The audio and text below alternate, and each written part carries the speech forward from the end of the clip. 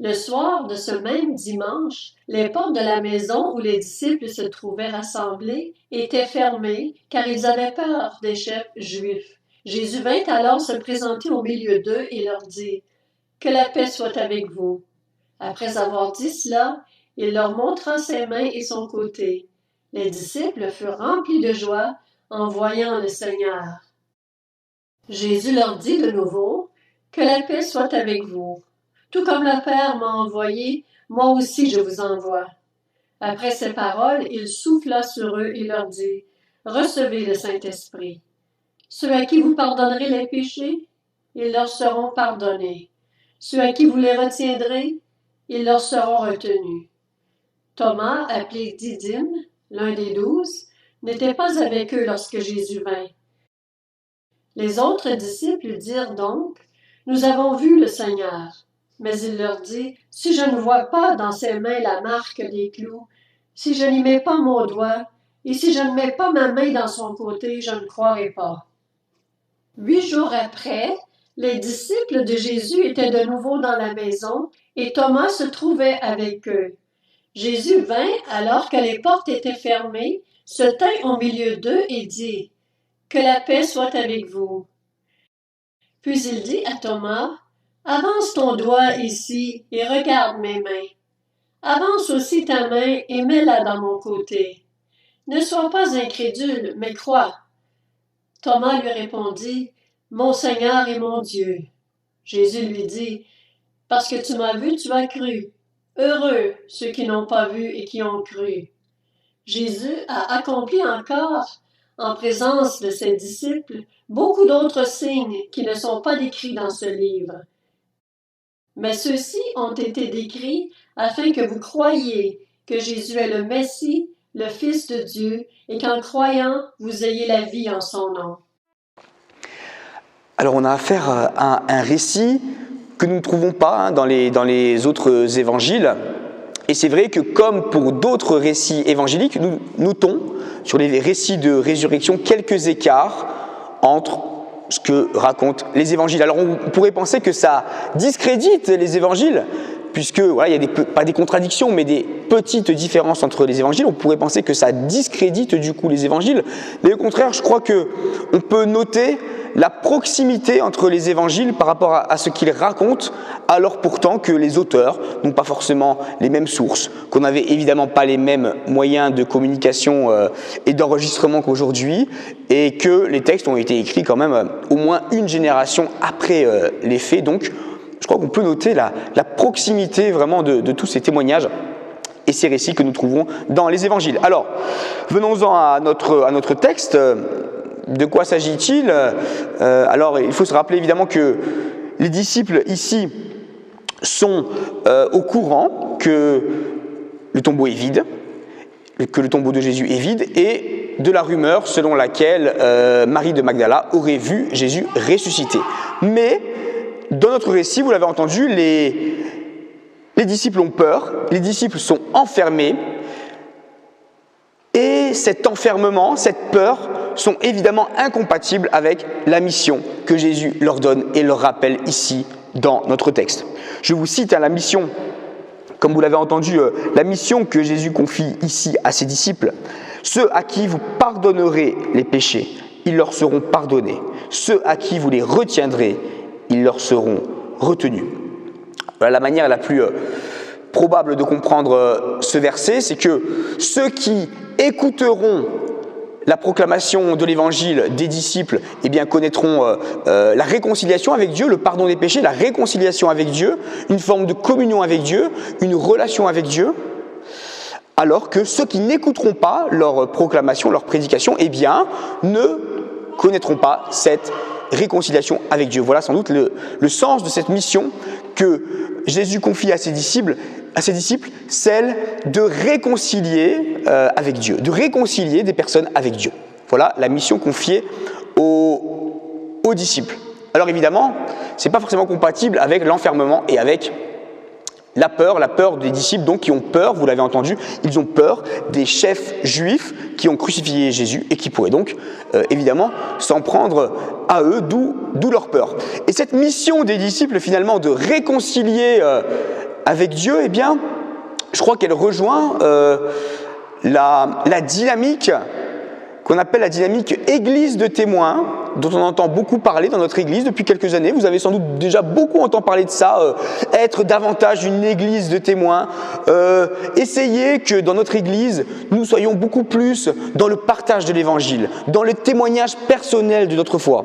Non pas que nous ne le faisons pas, mais nous pourrions peut-être davantage le faire, davantage partager nos convictions à d'autres qui ne partagent pas nos convictions. Voilà la dynamique qui est celle de notre Église, en tout cas sur laquelle on insiste beaucoup dans notre Église au niveau national depuis maintenant quelques années.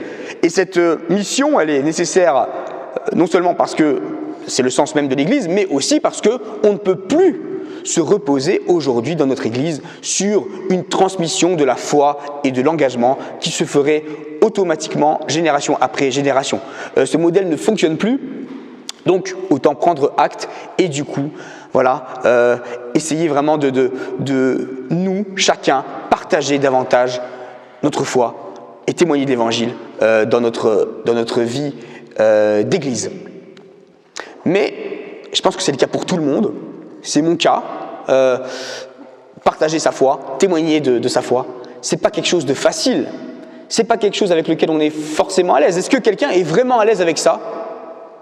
Ici ce matin, est-ce que quelqu'un est vraiment à l'aise avec ça, avec le fait de partager sa foi ? Non, je vois des hochements de tête, il y a des oui quand même, mais globalement, bof. Voilà, on n'est pas forcément très à l'aise. La personne qui a hoché la tête en disant oui, on va pouvoir compter sur elle pour nous aider, on t'a bien repéré.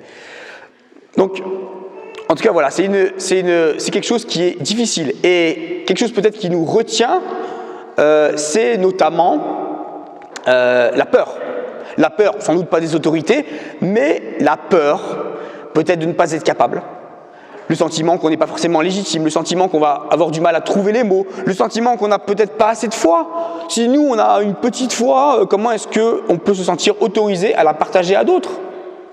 On peut aussi avoir peur des oppositions.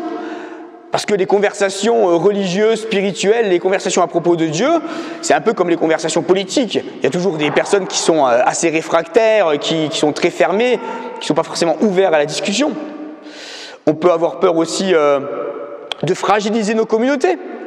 Parce que si, à l'avenir, on insiste beaucoup plus dans notre vie d'église sur le fait que chacun est appelé à témoigner de sa foi aux autres, il y a peut-être des gens que ça va rebuter, qui vont trouver qu'on en fait un peu trop et qui ne vont pas être à l'aise avec ça, qui ne vont pas être contents. Donc ça peut fragiliser nos communautés. Et puis ça peut également peut-être nous faire peur de nous épuiser. Voilà, on donne déjà beaucoup de temps, d'énergie à l'église, à nos paroisses.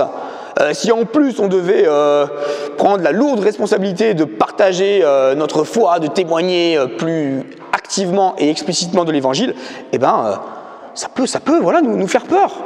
Dans quoi on va encore s'embarquer ? Bon.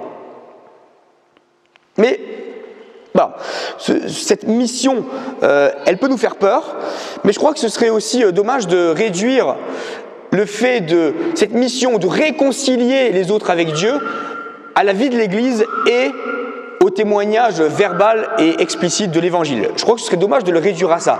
Cette mission de réconcilier les autres avec Dieu, je crois qu'elle nous renvoie également à nos responsabilités personnelles, par rapport à nos amis, par rapport à des membres de nos familles, par rapport à nos frères et sœurs aussi de la paroisse, bien sûr, qui peut-être ont besoin de vivre quelque chose de l'ordre de la libération dans leur vie. Des personnes qui sont accablées par des fardeaux, qui ont besoin d'en être libérées, qui ont besoin d'aide. Des personnes qui ont besoin peut-être de vivre quelque chose de l'ordre du pardon dans leur vie. Voilà, il y a des personnes qui sont parmi nos proches dans cette attente. Et la mission finalement de réconcilier avec Dieu, eh bien, je crois que c'est aussi la mission d'aider, d'accompagner nos proches pour effectivement qu'elles fassent l'expérience de libération et de pardon, par exemple, dans leur vie. Et là aussi, la peur peut nous retenir. Alors, d'ailleurs, on peut se demander, mais quelles sont finalement nos missions, notre vocation par rapport à nos proches ? Qu'est-ce que nous sommes appelés à faire vis-à-vis de nos proches ? Comment les accompagner ? Parfois, c'est pas clair. On ne sait pas comment agir et quelle est notre mission particulière. Ça dépend des circonstances, ça dépend des moments, mais ça dépend aussi peut-être une manière de savoir à quoi nous sommes appelés avec nos proches. On peut se poser la question, mais quels sont nos charismes? Quelles sont nos prédispositions? Quelles sont nos qualités que nous pouvons partager aux autres? Une bonne manière de savoir à quoi nous sommes appelés, c'est peut-être de se demander quels sont vraiment nos talents, nos charismes et nos capacités. Je ne résiste pas à l'envie de vous partager un verset que je trouve assez parlant. C'est dans la lettre de Paul aux Éphésiens. Oui, c'est Dieu qui nous a fait. Il nous a créés dans le Christ Jésus pour que nous menions une vie riche en actions bonnes. Et ces actions, Dieu les a préparées pour que nous les fassions. Je crois que dans ce verset, on peut déceler l'idée que Dieu nous a créés d'une certaine façon pour que nous fassions certaines actions. Et donc, pour savoir à quelles actions, à quelle attitude avec les autres, avec nos proches, nous sommes appelés à avoir, on peut se demander quels sont les dons que Dieu m'a donnés. Quels sont les dons que Dieu m'a donnés et du coup qui peuvent être utilisés, que Dieu m'appelle à utiliser pour accompagner les autres par rapport à leurs épreuves, par rapport à leurs problèmes, par rapport à leurs questions. Mais là aussi, c'est une fois qu'on a la conviction de savoir à quoi on est appelé par rapport à nos proches, la peur peut parfois également être un obstacle. La peur de ne pas être capable d'accomplir notre mission parce que on n'a pas confiance en nous, parce qu'on ne nous a pas assez dit aussi qu'on avait des talents et des capacités. Ça peut être aussi la peur de recevoir des oppositions. Si nos amis ou nos enfants, par exemple, ont l'habitude qu'on se prononce pas forcément sur certains de leurs choix de vie qui nous semblent peut-être problématiques ou risqués, le jour où, parce qu'on s'y sent appelé, on va les interpeller, peut-être qu'ils vont mal le prendre. Peut-être qu'ils vont nous dire « mais qu'est-ce qui lui arrive ?» Et puis, on va peut-être risquer, on peut avoir peur de perdre le respect que les autres nous renvoient. Par exemple, si dans la vie de l'Église, on est en général celui ou celle qui suit un peu le mouvement, qui donne jamais trop son avis, et que du jour au lendemain, parce qu'on sait que Dieu nous a donné le talent d'avoir de bonnes idées, de bonnes inspirations, on se met à proposer des choses, à être beaucoup plus dans l'initiative, il y a peut-être des autres paroissiens qui vont commencer à nous voir un peu différemment, qui vont peut-être plus s'asseoir à côté de vous au repas friture. Donc ça peut être difficile. Et puis, la peur peut être aussi de s'épuiser, de se blesser, parce qu'évidemment, considérer la vie comme une accumulation de petites missions divines, de petites ou grandes missions divines, c'est beaucoup plus prenant, c'est beaucoup plus éprouvant psychologiquement que de simplement prendre la vie comme elle vient sans trop se poser de questions. Donc, c'est vrai, la peur peut être un frein par rapport au fait de vivre plus pleinement, de manière plus affirmée, les vocations, les missions que Dieu nous confie. Et ces peurs, elles sont tout à fait légitimes. Alors on pourrait rationaliser ces peurs, on peut dire oui, il faut croire en soi, il faut se faire confiance. On pourrait se dire mais on ne fait pas d'omelette sans casser des œufs. Sauf que la peur, évidemment, ça ne se commande pas. La peur, ça ne se commente pas, ça s'impose parfois à nous et c'est pas forcément facile de vivre avec. Mais il me semble que la peur, même si ça ne se contrôle pas, ça s'affronte et ça se surmonte. Et la question peut-être que nous pouvons nous poser, c'est est-ce que les peurs qui sont les nôtres vont être un obstacle aux missions que Dieu nous confie? Les peurs qui sont les nôtres vont-elles et peuvent-elles être un obstacle aux missions que Dieu nous confie comme Église ou dans nos vies plus personnelles? Mais revenons à Jésus. Jésus, rappelez-vous le jardin de Gethsémane, il n'avait pas envie de passer par la croix. Il n'avait pas envie de passer par là. Et pourtant, à un moment donné, par rapport à ce qu'il a compris, notamment des disciples, il a eu cette conviction qu'il fallait passer par là. Sa peur était tout à fait légitime, puisqu'il n'a pas été bien traité et que tout le monde l'a finalement un peu lâché. Mais à un moment donné, il a eu cette conviction qu'il fallait que la volonté de Dieu prime par rapport à ses volontés humaines et à ses peurs. Il a eu la conviction que la volonté de Dieu devait avoir la priorité et le dernier mot, le premier mot sur sa vie. Bien sûr, il a payé de sa personne, mais avec le recul et plus tard, les personnes qui l'ont compris, ont pu reconnaître que tout ce que Jésus avait fait, il l'a fait dans leur intérêt et par amour, et du coup, ils lui ont donné évidemment une grande reconnaissance. Et puis bien sûr, Jésus a payé cette mission de sa vie, mais Dieu finalement l'a récompensé. Dieu lui a donné littéralement un second souffle, une nouvelle vie, un renouvellement total. Et quand Jésus, dans notre passage, montre la marque des clous, montre les sévices qu'il a subis, les mains marquées et les pieds marqués, il atteste, il montre à ses disciples que les raisons qu'ils avaient peut-être d'avoir peur, n'avaient pas lieu d'être, et que lui-même les a dépassés. Et c'est ainsi que Jésus est en mesure d'annoncer, de proclamer, de garantir la paix à ses disciples. Malgré la peur et les peurs qui sont celles des disciples, Jésus leur proclame qu'il leur donne et il leur assure la paix. Et la paix ici que Jésus proclame, annonce et assure à ses disciples, ce n'est pas l'absence de conflit.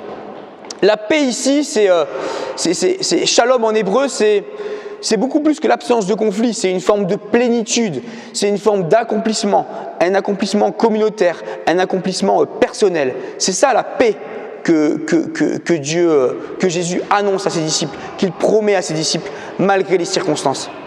Et c'est vrai que parfois on a cette tendance à croire peut-être que la paix, on la trouve en s'enfermant, en se repliant sur soi, en se repliant sur soi-même et en s'enfermant finalement. Or, Jésus nous atteste et nous dit que si nous consentons vraiment à marcher sur les chemins que Dieu a préparés pour nous, à marcher sur les chemins où Dieu nous invite à marcher, à vivre plus pleinement notre vocation, qu'elle soit communautaire ou personnelle, Jésus nous atteste que nous vivrons une paix, une joie, une satisfaction, une plénitude extraordinaire. Amen.